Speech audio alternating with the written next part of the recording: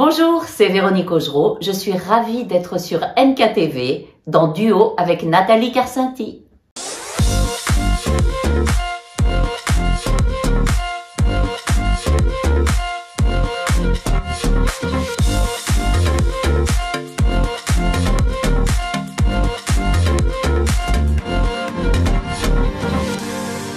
Aujourd'hui, Duo accueille la comédienne Véronique Augereau, bien connue pour être la voix de Marge Simpson.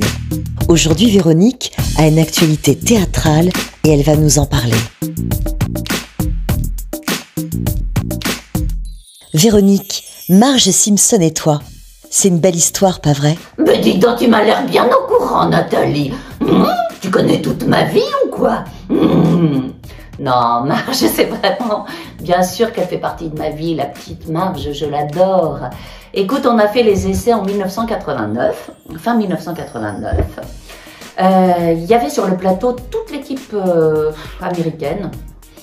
Notre directeur artistique actuel, Christian Duras, qui est vraiment, qui a été fidèle aux Simpsons pendant toutes ces décennies, je dirais. Et puis, alors, on m'a demandé de passer un essai de voix. Comment ça se passe? Eh bien, on écoute une séquence avec la voix de, en l'occurrence, Julie Kavner. Qu'est-ce que j'ai pu observer? Qu'elle avait la voix quand même très éraillée. Et je me suis lancée dans un essai improbable, on peut le dire, mais qui a marché puisque au bout de quelques semaines, on a appris que j'étais la voix de Marge Simpson. Oh, mais quel bonheur! Donc, une aventure commençait. La première saison, que 13 épisodes. Bon, on découvrait un petit peu ces personnages à la peau jaune. D'ailleurs, si vous vous souvenez bien, les dessins étaient très grossiers. Les personnages étaient dessinés d'une façon plus grossière que maintenant, par rapport à maintenant. Et comment dirais-je, après, les saisons ont passé. On a commencé à être sur les plateaux.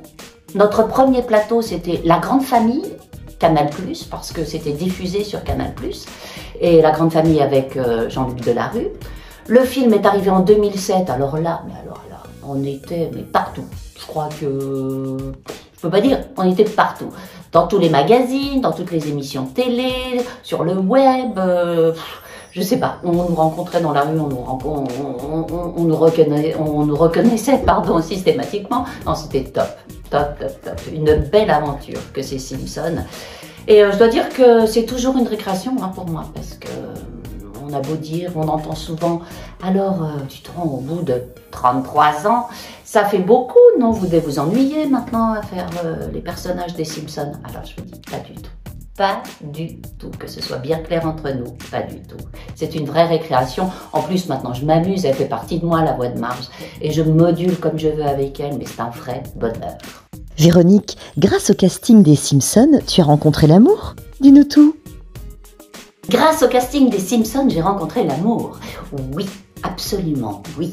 J'ai rencontré Philippe Pétieux, voilà, qui est votre Homer national, effectivement. Alors, je voudrais rectifier une petite chose. Parce que lors du casting, on croit toujours que j'ai passé le casting avec Philippe. Faux.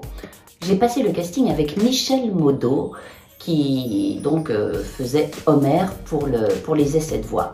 Et on l'a retrouvé après dans l'équipe, notamment dans Burns. Mais c'est mon petit Philippe. Oh, mais que voilà, mais c'est lui. Oui, c'est vrai, on travaillait dans le noir des studios et je veux dire que ça nous a rapprochés. Oh, voilà, il va tout dire, tout dévoiler.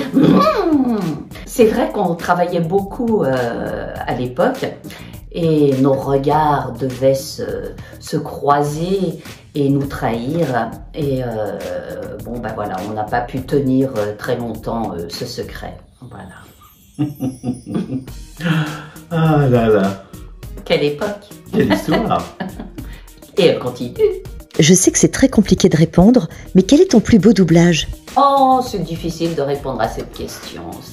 Bon, comme je vous l'ai dit, j'adore Marge. Je pourrais vous dire, c'est Marge dans les Simpsons, mais j'ai aussi la chance de prêter ma voix à de si belles comédiennes comme Jamie Lee Curtis, René Russo, Linda Hamilton, Amy Brennan, Leslie Hope, Marcia Gay Harden, enfin toutes ces femmes. Si vous les connaissez, vous remarquerez d'ailleurs qu'elles ont un sacré tempérament. Donc non, je suis très gâtée, je me considère comme privilégiée, donc dire quel est le plus beau doublage pour moi, je ne peux pas dire. En revanche, peut-être une précision. Je trouve qu'avec Jamie Lee Curtis, il y a comme une osmose, je la comprends, j'ai l'impression que je pourrais anticiper ses réactions en fait. Et j'adore ce film, par exemple, True Lies. Je peux dire que c'est un des plus beaux doublages que j'ai pu faire éventuellement. Voilà. Mais encore une fois, je les adore toutes. Véronique, quel est ton plus beau souvenir professionnel? Mon plus beau souvenir professionnel. Ah ah! Alors j'avoue que je suis passionnée par ce métier, déjà. Que dire? Je trouve que ce métier en fait est très éclectique quand on a la chance de pouvoir travailler dans ce métier. C'est vrai qu'on peut faire du théâtre. J'ai commencé par le théâtre et d'ailleurs je vais y revenir dans très peu de temps. C'est vrai que je fais beaucoup de doublage, je vous l'ai dit. Je fais aussi beaucoup de narration pour des documentaires. Je fais également de la pub. Je travaille beaucoup, c'est vrai, avec la voix, mais je sais pas, c'est une passion. Le plus beau souvenir, qu'est-ce que je pourrais dire? Si, peut-être, quand j'ai obtenu ce qu'on appelle la médaille d'or au Conservatoire de Rouen, c'est-à-dire le premier prix. Quand j'étais jeune, donc j'ai eu le premier prix de ce conservatoire à Rouen avec Jean Chevrin. Ça ne m'a pas apporté de travail, bien évidemment, mais peut-être que ce prix m'a boosté en quelque sorte, m'a donné confiance et m'a permis de croire que j'avais fait le bon choix pour ma voix future VOIA. Véronique, quelle est ta pire phobie? Ma phobie, elle est simple, précise, les insectes.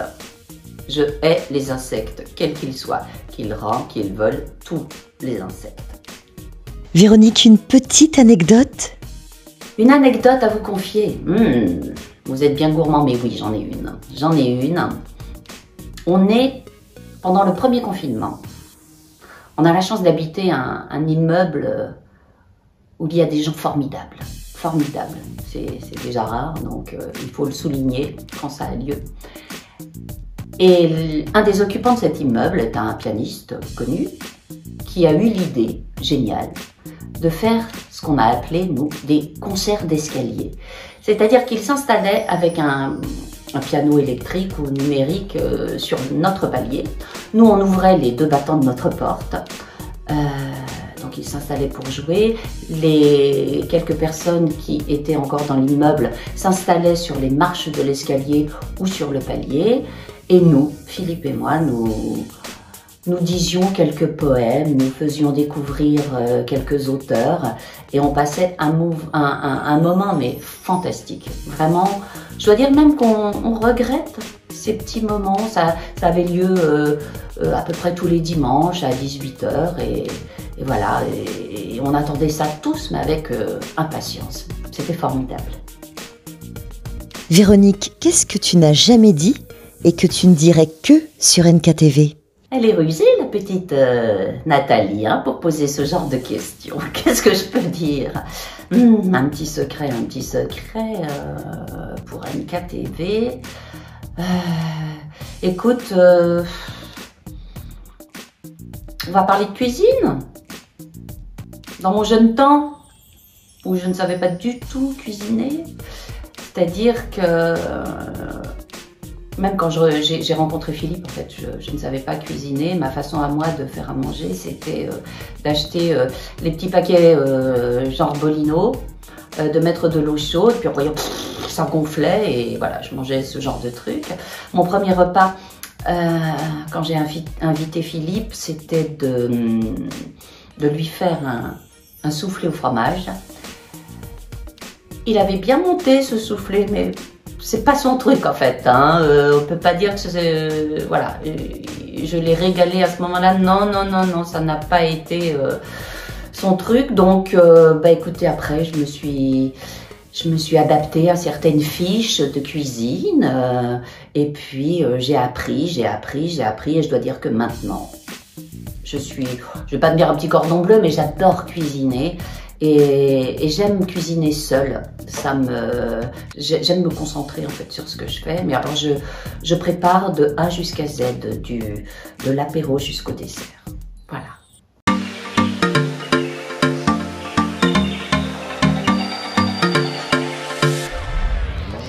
Je voulais vous présenter Elisabeth Janter-Avasco, une de mes grandes amies, une de mes meilleures amies.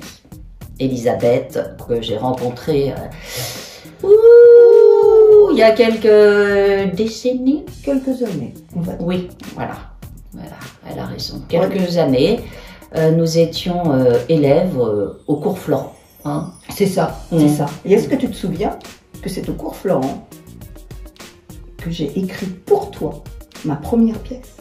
Ah, oui. Ça s'appelait Tu crois qu'il va faire de l'orage? Tu crois qu'il va faire de l'orage? Je sais pas si c'était ma meilleure. En tout cas, c'était la première. C'était la première parce qu'Elisabeth, voilà, c'est voué à l'écriture, elle est auteure. Donc, je vous la présente, Elisabeth Janter-Avasco, qui a écrit également Après le chaos, et elle m'a confié. Pour toi, je l'ai écrit, en t'entendant. Voilà, que vous dire, je vais la laisser parler un petit peu. Alors, Après le chaos, c'est un seul en scène. C'est l'histoire d'une femme qui a appris que son fils était mort dans une tuerie en masse lors d'une fête du village. C'est pas très gai, mais surtout c'est son fils le tueur. C'est un seul en scène écrit pour toi, avec toi. Voilà, quel beau cadeau. Merci Elisabeth pour ce beau texte qui a eu un prix d'ailleurs, parce que je te sais modeste, donc tu ne me diras pas tout sur ce texte. Alors le prix Arsena, qui est un prix important parce que il nous offre, il nous ouvre les portes vers les théâtres de province. Il faut venir la voir cette pièce parce qu'elle va se jouer au Théâtre de la Manufacture.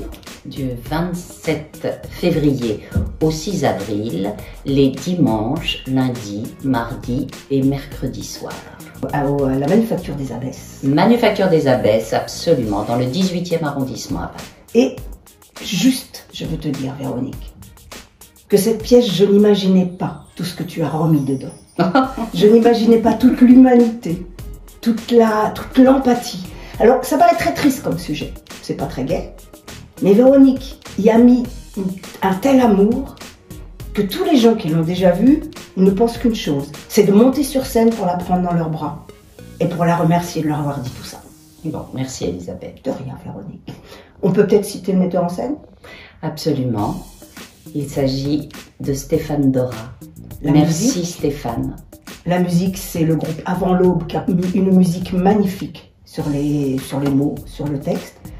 Et puis les images de Fanny Gaël Janter, voilà, qui est une réalisatrice formidable, hors pair, et qui a mis des images magnifiques. Bref, on vous a concocté un petit bijou théâtral grâce à Véronique. Grâce à Elisabeth. Et on l'adore. Du 27 février au 6 avril, à la Manufacture des Abbesses à Paris. Ça s'appelle Après le chaos.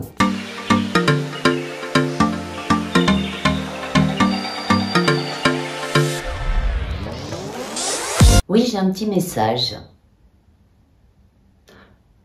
C'est pas facile à dire, mais voilà, je me sens en confiance avec Nathalie, en fait, avec toi. Donc, je voulais dire à Philippe, mon mari, que je l'aime. Voilà, et c'est pas facile à dire. Voilà, surtout devant une petite caméra. Mais chut.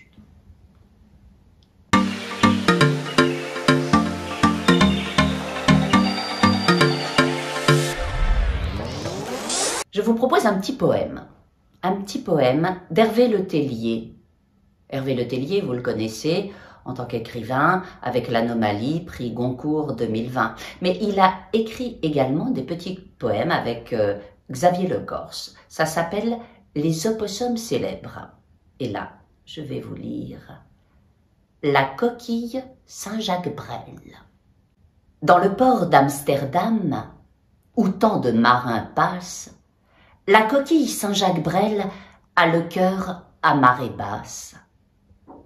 Une moule l'a quitté, et le mollusque affligé, dans le vent du nord, compose. Et que compose-t-elle, la coquille Saint-Jacques-Brel? De tragiques chansons d'amour, où ça vous rime avec toujours, et des chansons de désespoir qui vous plongent dans le cafard. Sous le ciel bas et gris, la coquille Saint-Jacques-Brel fait des perles de pluie, et l'on voit ses amis pleurer. Pour conclure notre petit entretien, ma chère Nathalie, je voulais te remercier 1000 fois, te remercier infiniment pour cette émission, bien sûr, mais aussi pour tout ce que tu fais pour les comédiens. C'est assez rare pour le signaler. Alors un grand merci à toi, à tous. Merci pour votre écoute. C'est formidable et je vous dis à très bientôt. Merci encore et longue vie à NKTV avec Nathalie Carcinti. Un très grand merci à toi Véronique. Merci à tous, merci pour votre fidélité. À très bientôt.